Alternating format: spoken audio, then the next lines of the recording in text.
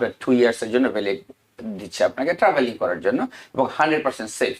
Without green card আপনি যেতে পারেন। এক্সপায়ার্ড গ্রিন কার্ড পাশাপাশি যদি দীর্ঘ সময় দেশের বাইরে থাকে, কেউ যদি থাকে, তাহলে তার রেসিডেন্সি নিয়ে কি অতিরিক্ত কোনো রকম ঝুঁকি দেখা দিতে পারে ভবিষ্যতের জন্য? হাজব্যান্ড অথবা ওয়াইফ অথবা হাজব্যান্ড, ওকে, সামহাউ এবিসি কেউ এক ভদ্রলোক বাংলাদেশ থেকে তার ওয়াইফকে বিয়ে করে নিয়ে আসে, ওকে, নিয়ে আসার পরে যেটা কন্ডিশনাল ব্যাপারটা, নিয়ে আসার পর ওয়াইফ যখন এই দেশে আসলো, উনি গ্রিন কার্ড হয়ে গেল কিন্তু ওনার, ওকে, সামহাউ ওদের মধ্যে আর ছিল না সম্পর্ক, বনিবনা হয় নাই, দুই পক্ষই তাদের মতো সেপারেট হয়ে গেল। এখন কি ওনার গ্রিন কার্ড ক্যান্সেল হবে? মেয়াদোত্তীর্ণ গ্রিন কার্ড আসলে কি বোঝায়? এতে কি কারো পার্মানেন্ট রেসিডেন্স স্ট্যাটাস শেষ হয়ে যায় কিনা, বা কি ধরনের সমস্যা হতে পারে? আবারও ধন্যবাদ আপনাকে। প্রশ্ন ছিল মেয়াদ উত্তীর্ণ গ্রিন কার্ড, সেটাকে ফিজিক্যালটা হয়তো আপনার কাছে মেয়াদ উত্তীর্ণ, যেটা আপনার হাতে নাই অথবা আছে। আপনি যদি আগে অ্যাপ্লাই করা ছিল, এক্সাম্পল আপনি 6 মাস আগে, 3 মাস আগে বা 4 মাস আগে আপনি অ্যাপ্লাই করছেন, কেস আপনার অ্যাপ্রুভ আছে, হয়তো ফিজিক্যাল কার্ডটা বা ইমেলে আসে না এখনো। বাংলাদেশে হয়তো আপনার আত্মীয় স্বজন কেউ অসুস্থ, এনি রিজনে হয়তো কেউ যেতে হবে, হয়তো বাংলাদেশে দুঃসংবাদ আসে, হয়তো কারো আব্বা অসুস্থ বা আম্মা অসুস্থ, এনিথিং ফ্যামিলি ইমার্জেন্সি থাকতে পারে। ফিজিক্যাল কার্ড আপনার কাছে কবে আসবে আপনি জানেন না, সময় লাগতে পারে। সেজন্য কি কারো জানা যায় আপনি যাবেন না? যদি আপনার মৃত কেউ হয়েই যায়, কারো যদি এরকম বিপদ হয়েই যায়, সেজন্য কি আপনার কোশ্চেন ছিল কি আমার কি স্ট্যাটাস ক্যান্সেল হবে? না, আপনি অ্যাবসলিউটলি যেতে পারবেন। আপনাকে যেটা করতে হবে শুধুমাত্র, যদি ওর এক্সটেনশন কোনো পেপার আপনাকে বাই মেলে দেয়, ইটস ভ্যালিড 2 ইয়ার্সের, মোস্ট অফ দ্য টাইম 99% 2 ইয়ার্সের দেয়, ওই কাগজটা দিয়ে আপনি যেতে পারবেন। লেটস সি ওই কাগজ আপনার কাছে নাই, যদি আপনি আমার অফিসে আসেন, আপনি নিজেও করতে পারেন, uscis.gov, আপনি ওই যে অ্যাপয়েন্টমেন্ট করবেন ফেডারেল প্লাজায়, আপনার পাসপোর্ট ওরা স্ট্যাম্প করে দিবে। ওরা সাধারণত most of the time again আপনার 2 ইয়ার্সের জন্য ভ্যালিড দিচ্ছে আপনাকে ট্রাভেলিং করার জন্য, এবং 100% সেফ। উইদাউট গ্রিন কার্ড আপনি যেতে পারেন।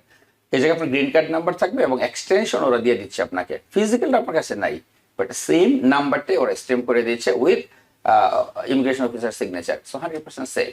তারপরে কোনো সমস্যা নাই, ভয়ের কোনো কারণ নেই, 100% সেফ। তো সেক্ষেত্রে এই এক্সপায়ার্ড গ্রিন কার্ড পাশাপাশি যদি দীর্ঘ সময় দেশের বাইরে থাকে, কেউ যদি থাকে, তাহলে তার রেসিডেন্সি নিয়ে কি অতিরিক্ত কোনো রকম ঝুঁকি দেখা দিতে পারে ভবিষ্যতের জন্য? আমরা আগেও বলছি, এখনো বলি, যদি কেউ লেস দেন 6 মান্থ থাকে দেশের বাইরে, লেস দেন 6 মান্থ, বাট সেটা যেন হেভিটে না আসে। আমি অলওয়েজ যাবো 6 মান্থ থাকবে ওই জায়গায়, 6 মান্থ ওই জায়গায়, না, ওইটা যাতে না হয়। কোনো রিজনে আপনি যাচ্ছেন দেশে, কোনো কারণে হয়তো আপনার হয়তো ইমার্জেন্সি ছিল, আপনি 6 মান্থের কম ছিলেন, ফাইন, কোনো সমস্যা নাই। আমরা বলি 90 ডেজ, বাট না, কোথাও 90 ডেজ নামে কোনো শব্দ নাই। 6 মান্থ, লেস দেন 1 ইয়ার। যদি হয় লেস দেন 6 মান্থ, আপনি যখন নাগরিকত্বের জন্য অ্যাপ্লাই করবেন, তখন এই টাইমটা বাদ দিয়ে আপনি এলিজিবল হবেন সিটিজেনশিপ অ্যাপ্লাই করার জন্য। বাট যদি মোর দেন 6 মান্থ ওয়ান এট এ টাইম আপনি দেশের বাইরে থাকেন, লেটস সে এক্সাম্পল আপনি গত 4 বছর যাবত এই দেশে থাকেন, আপনি কোনো সময় আপনি 90 ডেজ অর 30 ডেজের উপরে দেশের বাইরে ছিলেন না, কোনো রিজনে লাস্ট মোমেন্টে এই বছর আসার পরে আপনি দেশে ছিলেন এবং সেটা ছিল মোর দেন 6 মান্থ, অলমোস্ট আপনার এলিজিবিলিটি চলে আসলো সিটিজেনশিপ অ্যাপ্লাই করার জন্য, আবার আপনার শুরু হয়ে গেল আজকে থেকে আমেরিকায় শুরু, বিকজ আপনি লাস্টে মোর দেন 6 মান্থ ছিলেন। সেজন্য আমরা বলি লেস দেন 6 মান্থ। বাট এই 6 মান্থ যে বাধ্যতামূলক কোথাও না, বাধ্যতামূলক কোথাও নাই। আপনি 30 ডেজ থাকেন, আপনি 6 মান্থ থাকেন, 8 মান্থ থাকেন, 10 মান্থ থাকেন, একটা জিনিস শুধুমাত্র খেয়াল করতে হবে, আমাদেরকে পার্মানেন্ট রেসিডেন্সি দেওয়া হয়েছে পার্মানেন্ট এই দেশে থাকার জন্য, নট আদার কান্ট্রিতে থাকার জন্য। ওই জিনিসটা যদি আমাদের ব্রেনকে বলি, আমাদের মনকে বলি, অ্যান্সার আপনার কাছে আছে, অ্যান্সার আমার কাছে আছে। ইমিগ্রেশন অফিসারের চেয়ে ভালো অফিসার আমরাও। সেটাই যে কাজ করে এদেশে থাকার জন্য, আমি এদেশে না থেকে যে দেশের বাইরে কন্টিনিউ থাকি, তাহলে আমার ব্রেন বলবে না আমি পার্মানেন্ট রেসিডেন্সি যে কাজটা ছিল সেটা আমি করি নাই, সেটা আমরাও বলা জানি। এক্ষেত্রে যাদের কন্ডিশনাল গ্রিন কার্ড আছে, হ্যাঁ, আমরা কন্ডিশনালের কথা বলছি, সেটা কি এক্সপায়ার যদি হয়ে যায় বা হয়, তাদের ক্ষেত্রে কি আলাদা আইন নাকি একই? না, সেক্ষেত্রে কি সেম থিং, আপনি আপনাকে কন্ডিশনালের পরেও আপনি পারবেন। লেটস এক্সাম্পল আপনাকে 5 ইয়ার্স এর কন্ডিশনাল, 3 ইয়ার্স এর কন্ডিশনাল, 2 ইয়ার্স কন্ডিশনাল, হোয়াটএভার, এই কন্ডিশনাল শেষ হওয়ার আগে যদি আপনি মনে করেন লেটস সে আমার আর 3 মাস বাকি আছে, 2 মাস বাকি আছে, আমাকে কোনো কারণে দেশের বাইরে যেতে হবে, আপনি তো অ্যাপ্লাই করছেন কন্ডিশনাল থেকে রেগুলারে আসার জন্য, ওকে, এখনো আপনার হাতে এসে পৌঁছে নাই, ইমার্জেন্সি আপনি যেতে হবে, ইয়েস, আপনি অ্যাপয়েন্টমেন্ট করে ইউএসসিআইএস এ যান, ওরা আপনাকে স্ট্যাম্প করে দিবে, ওরা আপনার ভ্যালিডিটি দিয়ে দিবে, এর মধ্যে আপনি একাধিকবার আসা যাওয়া করতে পারেন।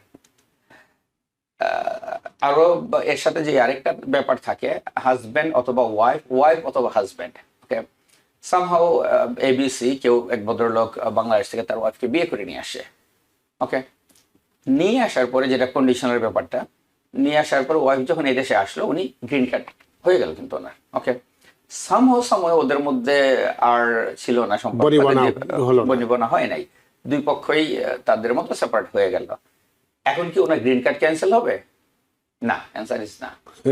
হাজব্যান্ড যদি ওয়াইফের মধ্যে হাজব্যান্ড এসে থাকে, তারও ক্যান্সেল হবে না। হাজব্যান্ডের মধ্যে সেম ওয়াইফও যদি এসে থাকে, গ্রিন কার্ড ওনার হাতে চলে আসে, ক্যান্সেল হবে না। অনেকে এটা নিয়ে দুশ্চিন্তা করে, আমাদের কাছে প্রায়ই আসে, ভাই সামহাউ আমার প্রবলেম আছে, এখন আমি কি করব?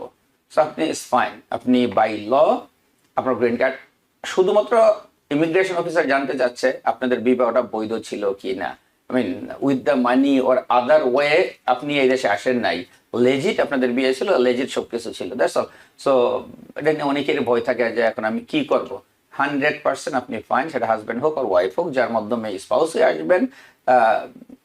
আরো একটা থাকে অনেকে যে ভাই আমি আসি, আমার গ্রিন কার্ড কিন্তু এখনো আসে নাই, অন দা ওয়ে, সামহাউ আমাদের মধ্যে সম্পর্ক নাই, আমার হাজব্যান্ড কি ক্যান্সেল করতে পারবে?